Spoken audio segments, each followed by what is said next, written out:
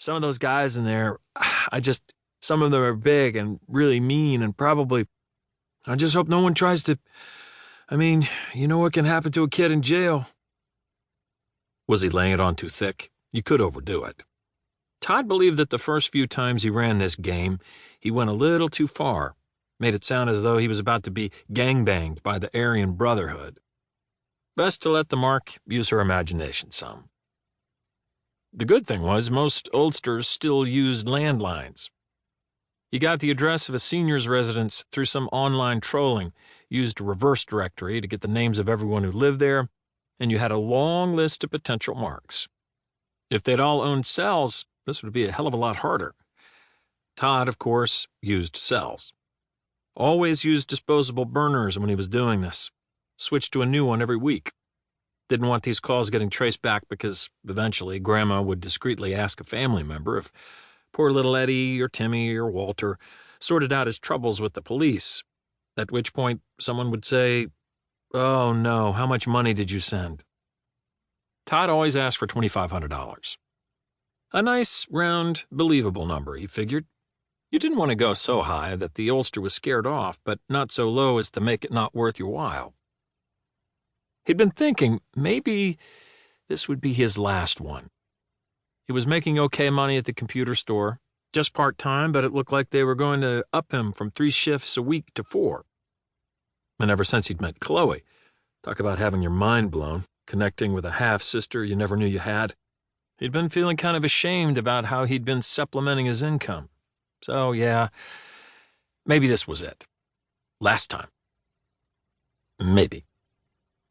It'd be nice to tell her when she came for her next visit, driving up from Providence in that ancient pacer of hers, that he wasn't going to do this anymore.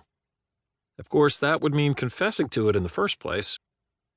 It was funny how he felt the need to unburden himself to her. She'd had that effect on him. He believed she suspected he was up to something illegal. She spent a lot of time around old people. Her grandfather was in some kind of home, and she visited him often, and wouldn't think much of him taking advantage of them. I could give you the money, the old lady on the other end of the line said. Todd's mouth was getting dry. He had a sip of beer. "Grandma, if you did that, you'd be saving my life." "Do I bring it to the police station? I could get one of the staff here to take me. I could ask Sylvia. She's really nice and—" No, Todd said quickly. "No need to do that. The police said all you have to do is call Western Union. You can do it over the phone. As soon as they have the money, they give it to the police and they'll let me out of here. Have you got a pen and paper? I can give you all the information." "Hang on." Todd heard her set down the receiver. Some paper shuffling. Her voice distant. "I think the pen slipped down between the cushions. Oh, wait. I think—" God, they could be so pitiful. Todd comforted himself with the thought that these people didn't have that much longer anyway. They got swindled out of a few bucks. Was it really going to make all that much difference? If they ran a bit short one month, they could always ask their own kids for... Someone banged on the door of his trailer, so hard that it made him jump. 3 times. Bang, bang, bang! "Mr. Cox! Todd Cox!" A man shouting. What the hell was this, especially at this hour? It was after 9 at night. Todd didn't get a lot of visitors here. His mobile home sat just off the road but was shielded by a line of trees.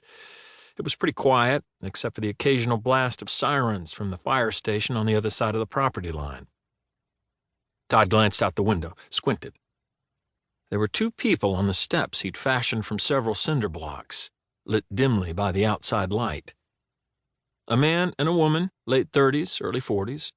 What was that clipped to the belts of their jeans? Badges? Fucking badges? "Todd Cox, are you in there?" the man shouted. "Who is it?" he yelled back, like he didn't already know. "Police!" Shit. "I've got pen and paper," Grandma said, her voice now clear as a bell. Todd flipped shut the burner he'd bought online for $20. Next to the laptop were printouts of old folks' homes across the country, as well as an overdue Visa bill and a recent Verizon statement for his personal iPhone. He grabbed the printouts and stuffed them into the utensil drawer as he headed for the door. How'd they find